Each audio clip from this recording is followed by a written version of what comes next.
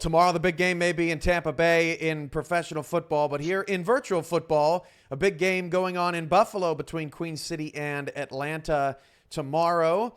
We sat down with the four-time champion, Erik Barkley of Queen City, and while the Corsairs may not have a ton of flair, they sure have a ton of knowledge and insight on the SFL.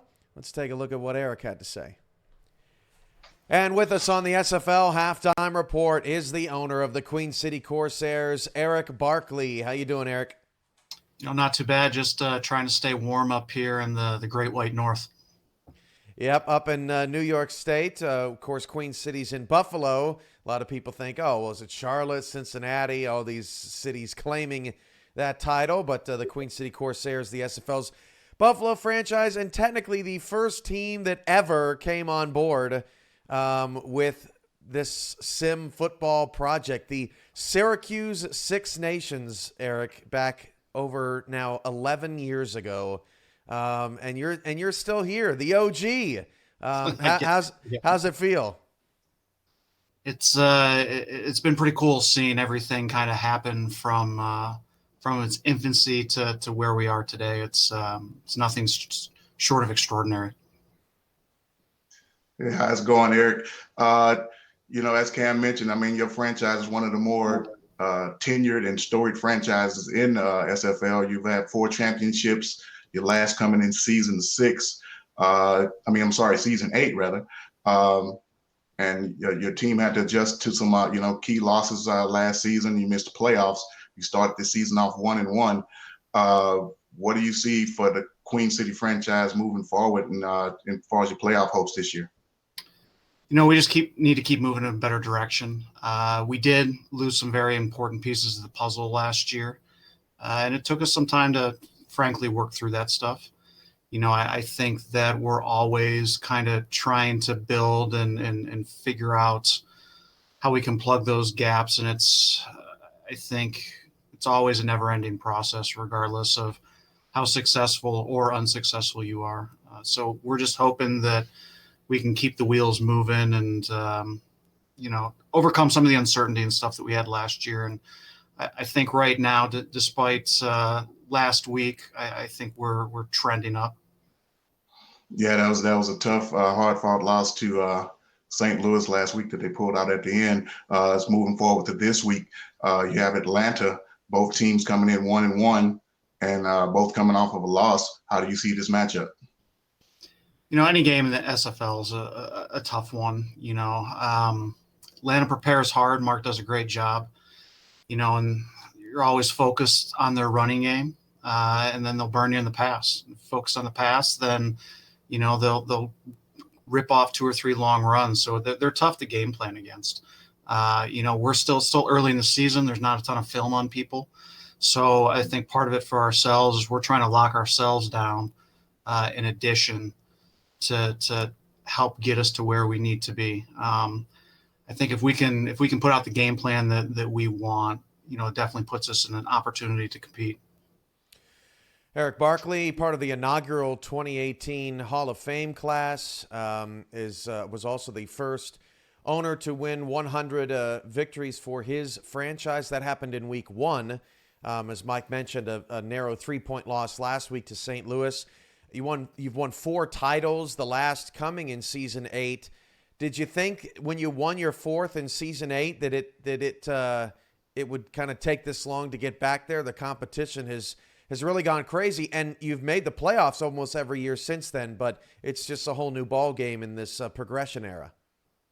Oh, it's definitely a new ball game. You mentioned the first kind of team that we started in the league we started many years ago. The evolution and professionalism of the coaching staffs and the knowledge of the game and all those things, every single game, every single season, increases. We didn't need coaching staffs and things like that and watch a lot of film in that first year. A lot of us didn't know what we were doing. A lot of us, I still don't know what I'm doing,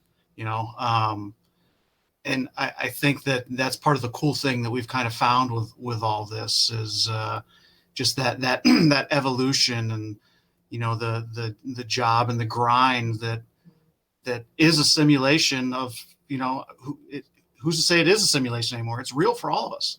We're all putting in these hours doing this stuff, whether it's behind the scenes in the broadcast booth, or scouts or coaches or the players getting their stuff in. So it's pretty cool.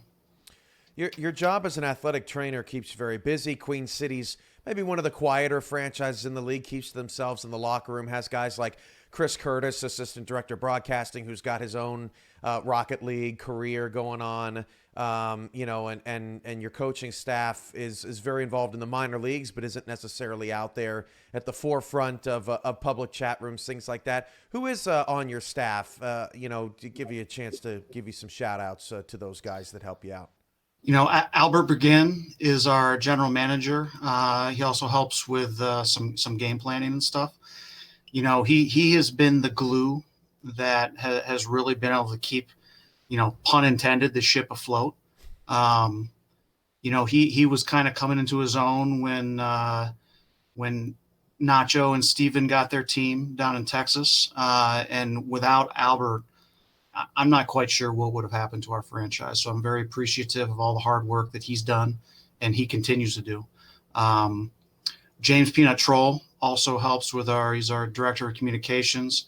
He does some stuff behind the scenes as well, helping with the primarily, honestly, running our scouting and helping with playbook stuff too. Those guys are integral to our daily operations.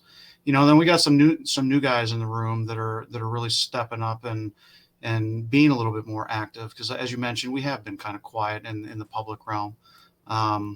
So it's nice to have some new blood in there and kind of moving maybe in a little bit outside of my comfort and technology zone.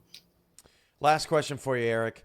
Jacksonville is trying to get their 99th win this week. They're trying to become the second team to get to 100 franchise wins, but they still don't have a title. Any advice? It sounds like a trap question. No, I mean, they've always done a great job down there. You look at his winning percentage, and it's a lot better than mine. I have the guy that over the years, Cam, you'll probably chuckle, I toss this around a ton. I've been lucky and fortunate enough to be put in some situations where the balls bounce my way. So, I think he just keeps grinding along. It's sooner rather than later that they're going to get one. It's a class guy and a class franchise.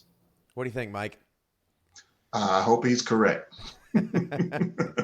Well, Erik, thanks for joining us. I know that you're swamped at work with all the COVID stuff. Thanks for all you do for all the athletes out there, and keeping people safe and healthy. And good luck the rest of the way. Good luck against Atlanta tomorrow.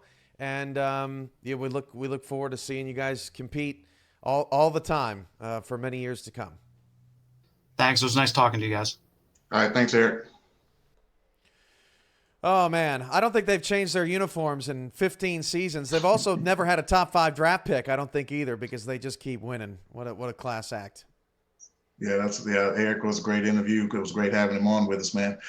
Queen City, class organization. Hey, nothing but the best for those guys.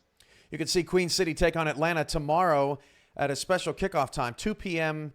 Eastern, 1 p.m. Central, after pickleball championships from Florida. Atlanta takes on Queen City on FTF for the fans here prior to the NFL's